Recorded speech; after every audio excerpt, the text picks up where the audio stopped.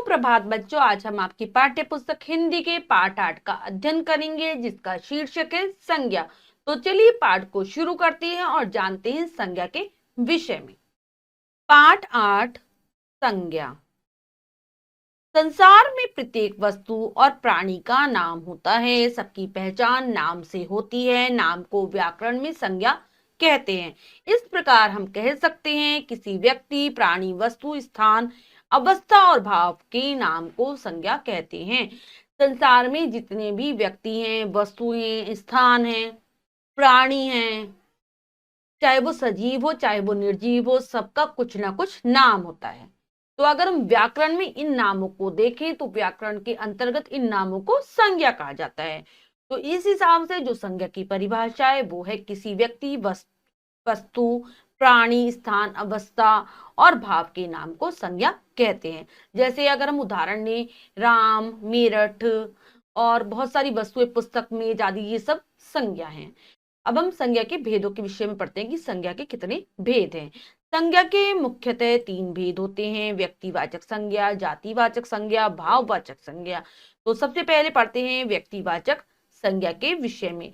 जिन संज्ञा शब्दों से किसी विशेष व्यक्ति, वस्तु, स्थान का बोध होता है उन्हें व्यक्तिवाचक संज्ञा कहते हैं। तो ऐसे शब्द जो हमें किसी विशेष व्यक्ति के, वस्तु के या स्थान के नाम का बोध कराएं। विशेष यानी कि वो अपने आप में एक ही हो। ऐसी चीजें जो किसी विशेष रूप से किसी व्यक्ति, वस्तु, स्थान से संबंधित होते हैं, वो नाम संज्ञा के अंतर्गत आते हैं, व्यक्तिवाचक संज्ञा के अंतर्गत। जैसे नरेंद्र मोदी भारत के प्रधानमंत्री हैं, तो जो नरेंद्र मोदी नाम हो गया और भारत, नरेंद्र मोदी किसी व्यक्ति का नाम हो गया, भारत हमारे देश का नाम हो गया। तो वो भारत के प्रधानमंत्री है, तो नरेंद्र मोदी और भारत दोनों ही संज्ञा होंगे।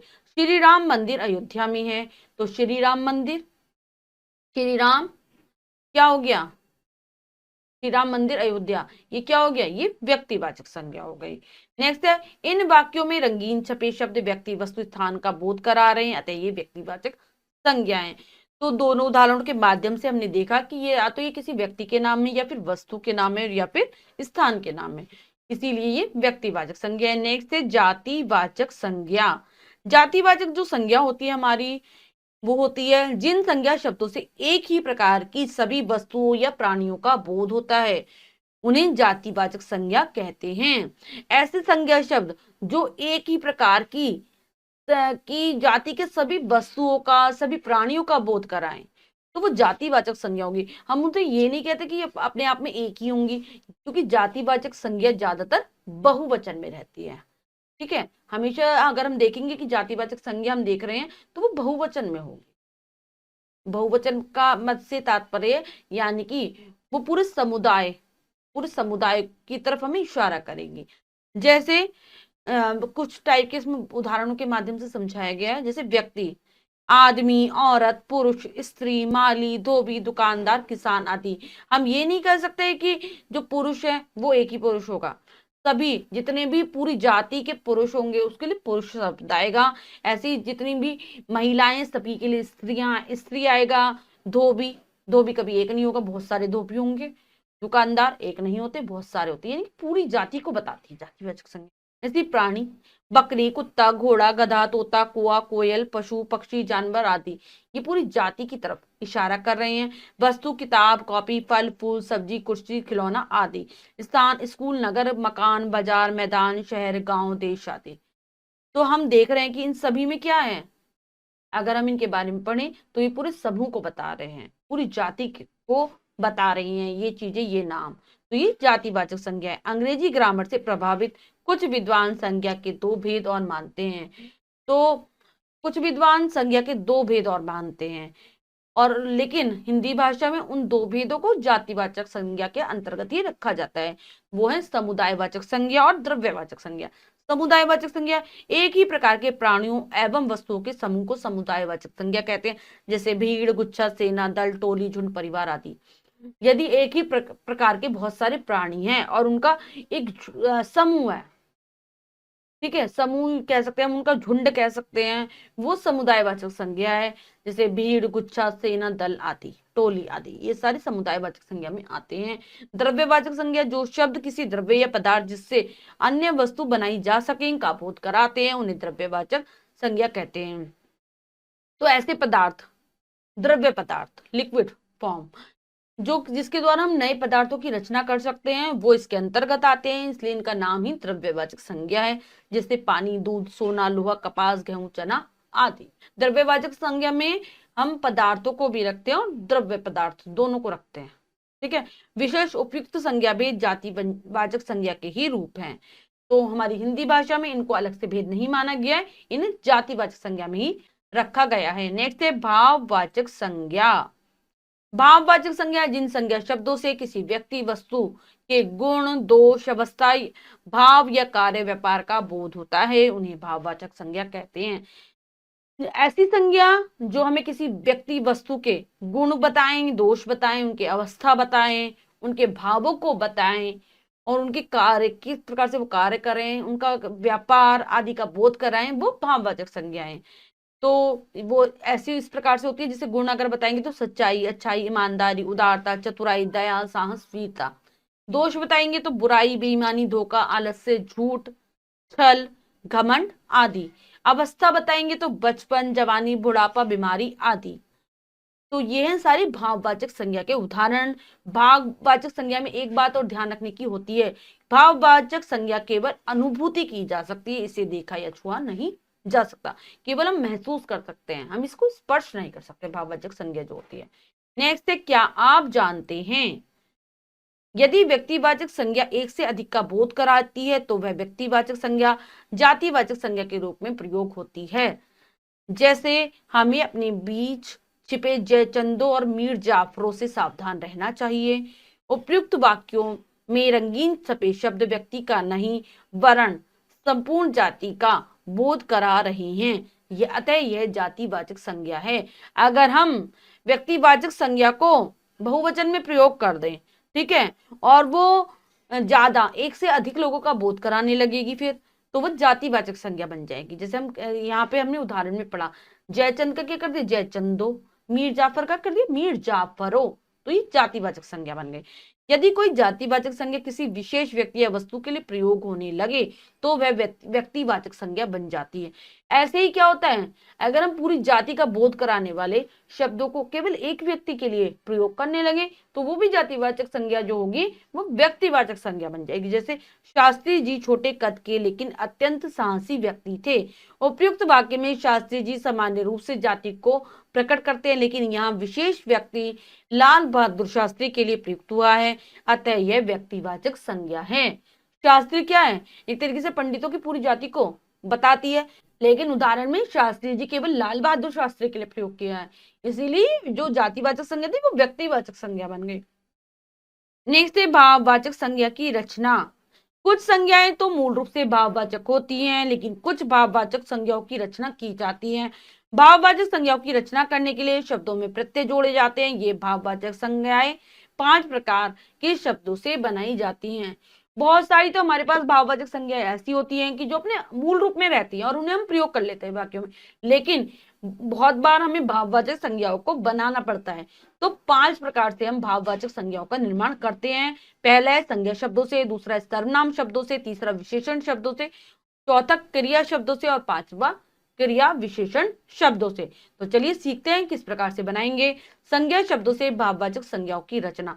जातिवाचक और कुछ व्यक्तिवाचक संज्ञाओं से भाववाचक संज्ञाओं की रचना की जाती है। जैसे सबसे पहले जातिवाचक संज्ञाओं से हम किस प्रकार से भाववाचक संज्ञा बनाएंगे। 2 कॉलम है, पहले में जातिवाचक संज्ञा, दूसरे में उसकी भाववाचक संज्ञा।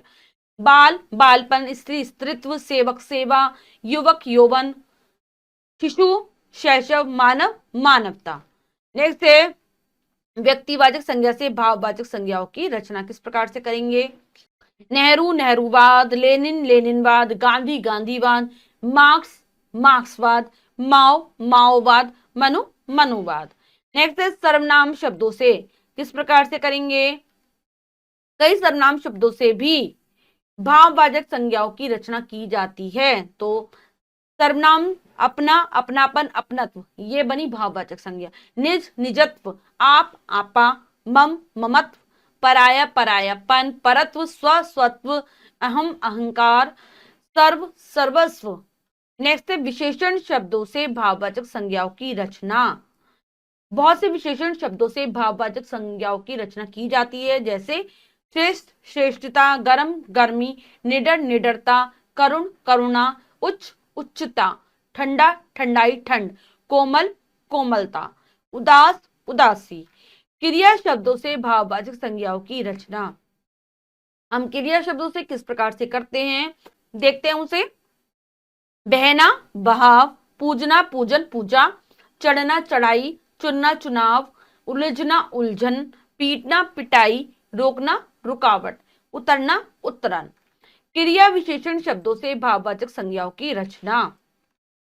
क्रिया बहुत थोड़े से क्रिया विशेषण शब्दों से भी भाववाचक संज्ञाएं बनाई जाती हैं, जैसे क्रिया विशेषण है सहज, उससे बन गई सहजता, दूर दूरी, जल्द जल्दबाजी, तेज तेजी, शीघ्र शीघ्रता, धिक धिक्कार, समीप समीपता, निकट निकटता। तो ये क्रिया विशेषण शब्दों से भाववाचक संज्ञाओं की रचना। तो हमने पाठ के माध्यम से बच्चों अच्छी प्रकार से सीखा कि संज्ञा क्या होती है और उसके कितने भेद हैं, उनके बारे में विस्तार पूर्वक पढ़ा। अब हम पाठ का अभ्यास कार्य कर लेते हैं, जो है अब बताइए में से। पहला प्रश्न पढ़ते हैं और उसे करने की कोशिश करते हैं। सही विकल्प वाले गोले को रंगिए। तो इस प्रश्न में 4 विकल्प हैं, 3 विकल्प गलत हैं, 1 विकल्प सही है। हमें सही विकल्प को चुनना है और उसके गोले को रंग देना है। तो चलिए करते हैं। व्यक्ति वस्तु स्थान आदि के नाम को कहते हैं संज्ञा, सर्वनाम, क्रिया, क्रिया विशेषण। तो उसे कहते हैं हम संज्ञा। हमारा जो ए विकल्प है वो बिल्कुल सही है, लगाएंगे ए विकल्प पर। नेक्स्ट है, इनमें भाववाचक संज्ञा कौन सी है? वीर, वीरता, दोस्त, दुश्मन। तो हमारी जो भाववाचक संज्ञा है वो है वीरता। बी विकल्प सही है, लगाएंगे बी विकल्प पर। नेक्स्ट है, इनमें जातिवाचक संज्ञा कौन सी है? विद्यालय, घर, दोनों सभी गलत। तो विद्यालय और घर दोनों ही जातिवाचक संज्ञाएं हैं, तो इसलिए हमारा जो सी विकल्प है वो बिल्कुल सही हो जाएगा, दोनों। भाववाचक संज्ञा की रचना की जाती है संज्ञा से, सर्वनाम से, विशेषण से, इन सभी से। तो इन सभी से हम संज्ञा से, सर्वनाम से, विशेषण से, सभी से भाववाचक संज्ञाएं बनाते हैं। तो हमारा जो डी विकल्प है वो एकदम सही है, लगा देंगे डी विकल्प पर।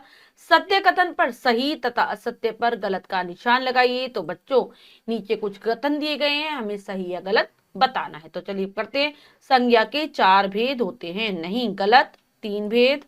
भाववाचक संज्ञा की केवल अनुभूति की जा सकती है, इसे देखा छुआ नहीं जा सकता, बिल्कुल सही। एक से अधिक का बोध कराने वाली व्यक्तिवाचक संज्ञा जातिवाचक संज्ञा के रूप में प्रयोग होती है, बिल्कुल सही। यदि कोई जातिवाचक संज्ञा किसी विशेष व्यक्ति या वस्तु के लिए प्रयोग होने लगे तो वह व्यक्तिवाचक बन जाती है, ये भी ठीक है। भाववाचक संज्ञाओं की रचना करने के लिए शब्दों में उपसर्ग जोड़े जाते हैं, गलत, उसमें प्रत्यय जोड़े जाते हैं, ये गलत हो जाएगा। अगला प्रश्न पढ़ते हैं। जातिवाचक संज्ञा का व्यक्तिवाचक संज्ञा के रूप में प्रयोग करके 2 वाक्य बनाइए। तो जब भी जातिवाचक संज्ञा किसी एक व्यक्ति के लिए, व्यक्ति विशेष के लिए प्रयोग होने लगे तो जो जातिवाचक संज्ञा व्यक्तिवाचक बन जाती है। तो चलिए इसका लिखते हैं पहला वाक्य हम।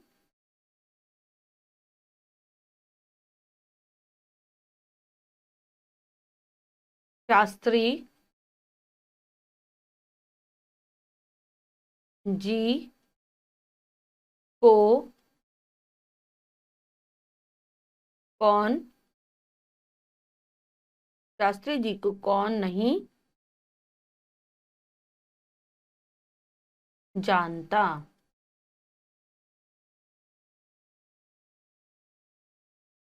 तो शास्त्री जी को कौन नहीं जानता।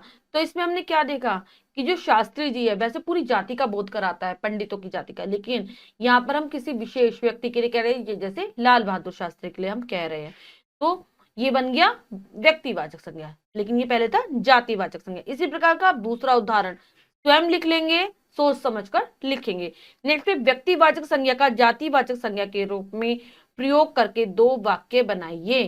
तो जब भी जो व्यक्तिवाचक संज्ञा है वो बहुवचन, ज्यादा लोगों के लिए प्रयोग होने लगे तो व्यक्तिवाचक संज्ञा जातिवाचक संज्ञा बन जाती है। तो इसका पहला वाक्य लिखते हैं, आजकल आजकल विभीषणों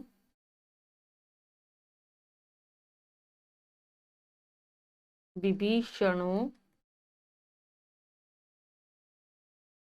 की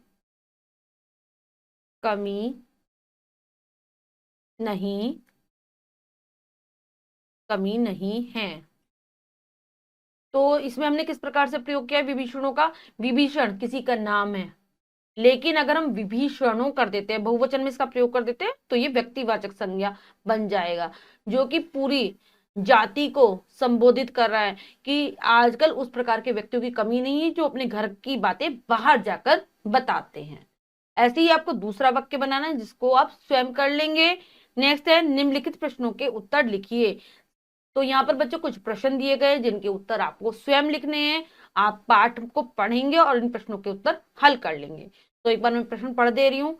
संज्ञा के कितने भेद होते हैं, उनके नाम लिखिए। तो संज्ञा के आपको भेद बताने हैं और फिर उनके नाम लिखने हैं। भाववाचक संज्ञा दूसरी संज्ञाओं से किस प्रकार से भिन्न होती है, भाववाचक संज्ञा के बारे में बताना है, उसका अर्थ बताना है। और साथ ही साथ बाद में ये भी बताएंगे कि क्यों भिन्न है। व्यक्तिवाचक संज्ञा कब जातिवाचक संज्ञा में बन जाती है, व्यक्तिवाचक संज्ञा जातिवाचक संज्ञा के रूप में कब प्रयोग होती है। भाववाचक संज्ञाओं की रचना किन शब्दों से होती है, आपको उन शब्दों को बताना है जिनके द्वारा हम भाववाचक संज्ञा बनाते हैं। भाववाचक संज्ञाओं की रचना करने के लिए शब्दों में क्या जोड़ा जाता है, क्या जोड़ा जाता है, इसका उत्तर लिखेंगे। हम जानते हैं कि प्रत्यय जोड़ा जाता है, तो आप इसका उत्तर लिख लेंगे। ये सारा कार्य आपको अपनी अभ्यास पुस्तिका पर करना है। निम्नलिखित शब्दों से भाववाचक संज्ञा बनाइए। तो यहाँ पर बच्चों कुछ शब्द दिए गए हैं जिनसे हमें भाववाचक संज्ञाओं का निर्माण करना है, तो चलिए करते हैं। सबसे पहले है युवक। युवक से क्या बन जाएगा, यौवन। दोस्त, दोस्ती। मार्क्स, मार्क्स से क्या बन जाएगा, वाद, मार्क्सवाद। लेनिन, लेनिन से लेनिनवाद।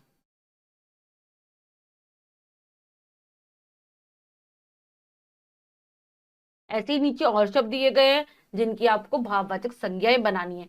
बाकी का कार्य आप स्वयं कर लेंगे, उदाहरण मैंने आपको लिखकर दिखा दिए हैं। सर्व, निपुण, गरीब, ठंडा, चलना और रोना। ठीक है, ये कार्य आप अपनी अभ्यास पुस्तिका पर कर लेंगे। तो आशा करती हूँ यह पाठ आपको अच्छे से समझ आ गया होगा। हमने अभ्यास कार्य भी करके देख लिया है। आज बच्चों हमने पढ़ा संज्ञा के विषय में कि संज्ञा क्या होती है, उसके कितने भेद हैं, किस प्रकार से हम भाववाचक संज्ञाओं का निर्माण करते हैं। आशा करती हूँ आपको यह पाठ अच्छे से समझ आया होगा। आप पाठ को फिर से पढ़ेंगे जिससे पाठ आपको और अच्छे से समझ में आ जाए और अभ्यास कार्य को पूर्ण कर लेंगे, संज्ञा की परिभाषा याद कर लेंगे। मिलते हैं अगली कक्षा में नए पाठ के साथ, तब तक के लिए स्वस्थ रहिए, प्रसन्न रहिए। धन्यवाद।